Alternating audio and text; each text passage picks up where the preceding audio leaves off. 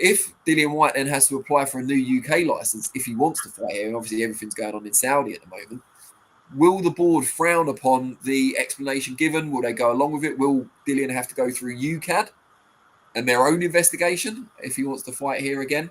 All these things are up in the air and really weren't answered by Dillian Whyte's interview with Sky Sports from yesterday. So we'd like to have those questions answered, ideally. But more importantly, what are Dillian's plans? He clearly wants to resume his career, but does he want to fight here? Does he want to fight in the US? Does he want to fight in Saudi? He's got a trainer in the US in Buddy McGirt now, of course. So there's a lot to, and how much has Dillian Whyte got left? That's another big question. Can he still can he mix it at the top level of heavyweight boxing? Eddie Hearn was asked earlier today by Radio Raheem, that may actually be live by now, if Dillian Whyte still has a chance of nabbing that AJ rematch or trilogy, if you count the amateur fight as well. And Eddie said no. He said Anthony Joshua's only got between 4 and 7 fights left in his career, and he's chasing only the very biggest ones. So it's unlikely that Dillian Whyte will get another shot at AJ. So what is there for Whyte? What would he like to achieve? Does he want another world title shot after what happened against Tyson Fury? He might want redemption for that. Does he just want to mix it in the very biggest domestic clashes? We wait to hear from him. But Josh, what did you make of the news when you heard? Yeah, big news, and for me, just came a little bit out of nowhere. I'd gone a little bit quiet on sort of the Dillian Whyte front. So hearing the news as I did, it was a little surprising, and yeah, sort of thrusts himself back into that scene and back into a thriving heavyweight scene as well. We've already talked about the likes of Zhilei Zhang and Joseph Parker. The name Joe Joyce has come up. These are all potential options for Dillian Whyte now if he is able to fight in certain territories. Would that fight happen over in the US? Will he be invited, or will he be able to go over and fight in Saudi? He's obviously fought over there once before. So there's so many options for Dillian Whyte, and he's just another name to sort of push into that mix. The worry is, after the sort of controversy that he's faced, our promoter's going to want to give him the opportunity after all of this. Eddie's obviously already come out and spoke to Raheem today and said that the AJ fight is off the table. That's from an Anthony Joshua point of view and Eddie Hearn point of view, of course. But if there's a big fight on the table, are the promoters gonna want to give him that? I guess we'll wait and see, and we'll wait and find out. I think he still has a lot of pulling power. He could still sell out a big arena. We've seen him do it at the O2 before, and I think he still has the power to do that. So someone like a Joe Joyce would be a good fit, I think, as a comeback fight. Daniel Dubois is there. There's options for Dillian Whyte, and it just takes one win in the heavyweight division, one big win, and he can put himself right back in a position where he's not too far away from a world title. And I wouldn't be wholly surprised. I mean, he's only been out the ring around 14, 15 months. So we've seen longer exits from the ring. So I guess we'll see with Dillian. I mean, fortunately, given those comments from Eddie Hearn, the options that you just listed for Dillian Whyte are all predominantly in the Frank Warren side of the divide, although it isn't such a divide anymore. But Frank Warren said earlier he'd be happy to work with Dillian Whyte in the future if there's no ambiguity about these issues with PEDs and the results and so on. DB Cooper 1, that's just about Josh's carbon emissions, which, he tried to keep it in. Derek Rossi says, 4th time this has happened to Dillian. Anyone else would be done for negligence or recklessness. I'm not sure you can be done for negligence or recklessness in this case, but I accept your point. And what Josh said as well about will promoters want to work with him, he has got that name value, he has got that notoriety, but the flip side of that is the AJ fight had to be rearranged on very short notice because of something that happened with Whyte. Whether you believe it's his fault or not is kind of by the by at this point. Do you want to take that risk? And then you've got the Oscar Rivas fight, which Whyte rights probably should have been postponed. Whyte obviously attended the hearing on the morning of the fight. He was allowed to go ahead. But Rivas and his team had no knowledge of it until after the fight. So it is a risk in that sense. If you're a promoter and you can pick someone who's got similar name value or slightly less name value, but you can be almost certain that they're not going to pull out or have an issue that prevents them from fighting at short notice, you're probably going to go with that one, aren't you, to safeguard your show and your profit margins. And I can't imagine Dillian Whyte is cheap either. I imagine he commands a healthy purse, and so he should, considering the levels he's fought at and the fights he's been involved in. DB Cooper 1 says, I have doubt about Whyte, but at least he went through an actual investigation with a proper body. Unlike Ben, who has still not faced a real investigation due to jurisdiction, and no, the WBC don't count. I'm not sure about the details of the investigation by the Texas State Athletic Commission. I read it on Sky Sports, and I could be wrong, but I read it as an investigation had been launched by perhaps Whyte and his team rather than and then they presented that investigation or the results of it to the Athletic Commission, who accepted it, it's compelling evidence, and decided to reinstate his license.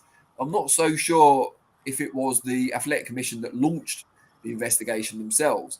But there'll be different rules for different places as well, and whether the ingredients not being listed on a supplement is acceptable mitigation or not. There is a strict liability rule with UCAD, for example, here in the UK, and I'm not sure that would be considered enough. It might lessen any punishment that happens, or it might help him get his license back, but I'm not sure it'll be a cure or panacea in this case. Derek Rossi says it would set bad precedent if fighters can clear themselves using foreign boards who may have less strict processes and then automatically be allowed licenses anywhere.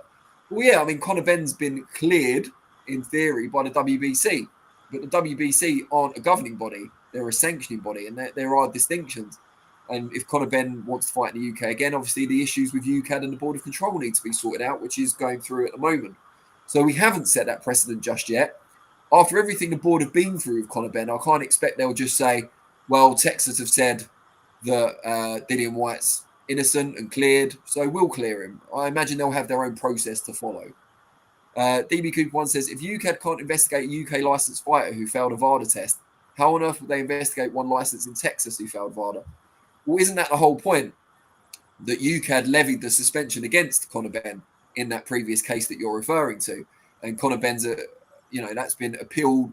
Conor Benn's suspension was then lifted by an independent panel, and UCAD and the board are both appealing against that, the result of which we'll see soon. So they obviously feel they can suspend a UK licensed fighter in that case. And I'm not saying they can investigate Dillian Whyte now. They've got no reason to. But if Dillian were to apply for a new British license, then perhaps they'd launch an investigation. I'd certainly expect there to be some sort of hearing if that was the case. Derek Rossi says, what then stops UK fighters getting foreign licenses early in their career, knowing they have a safety net if they pop? Yeah, I think Tyson Fury, hasn't he had an Irish license for quite some time? I'm not saying for that reason by any means. I'm just saying he has. So it's not uncommon for fighters to have licenses from other countries for all different reasons, by the way. So, yeah, I suppose nothing really stops them getting that. But as I said, I don't think that automatically means they'll be able to fight in the UK. Ronnie Road XD says, Jarrell Miller, I think he means, versus Dillian Whyte. Yeah, I can see where you're going with that.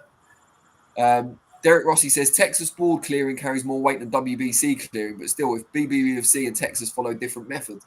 Yeah, exactly. I don't think one naturally leads to the other. I think if UCAD had done an investigation, if the fight was in the UK and Whyte was licensed in the UK, if they'd done an investigation and cleared Dillian Whyte, then I think the board would follow suit, because that's the drug use body that they work with, is UCAD. It's only recently that they've kind of acknowledged VADA. It is a bit of a minefield. But looking at the boxing side of it, I'd like to hear your views on this in the chat. How much do you think Dillian Whyte's got left? Can he mix it at a certain level? How easy would it be to make those fights? Because we talked about all the heavyweights that are queuing up behind Fury and Usyk, including Joshua, Zhang, Parker, Dubois, Joy. I could go on and on. Where does Dillian Whyte fit into that mix?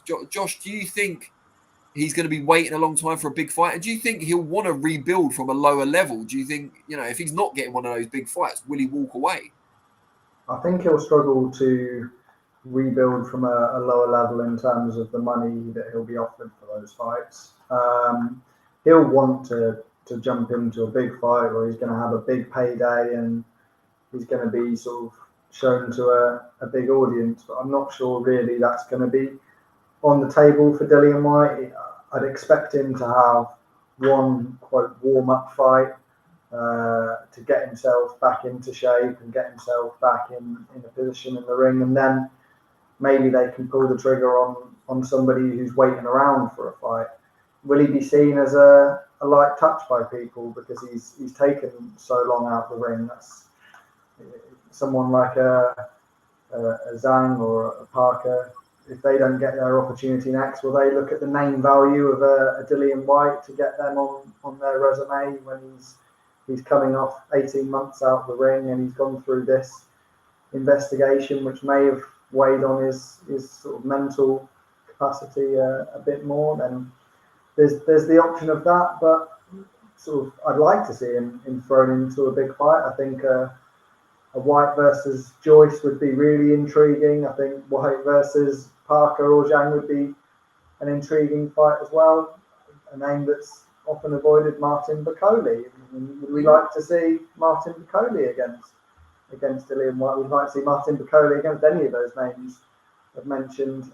So there's options for Dillian Whyte if he can get through camp and get a win on the record. Then maybe some of those options will be there, but it's not going to be at an elite world title level, in my opinion. He's going to have to take a chance, roll the dice against somebody who's probably on the fringes. Yeah, I mean, I think that is his best opportunity, is that someone will see him as a name that's on the way down, you know, the way prospects have been building their careers for years, but it's what level those people will be at and how much value they perceive a win over Dillian Whyte gets them on the world stage.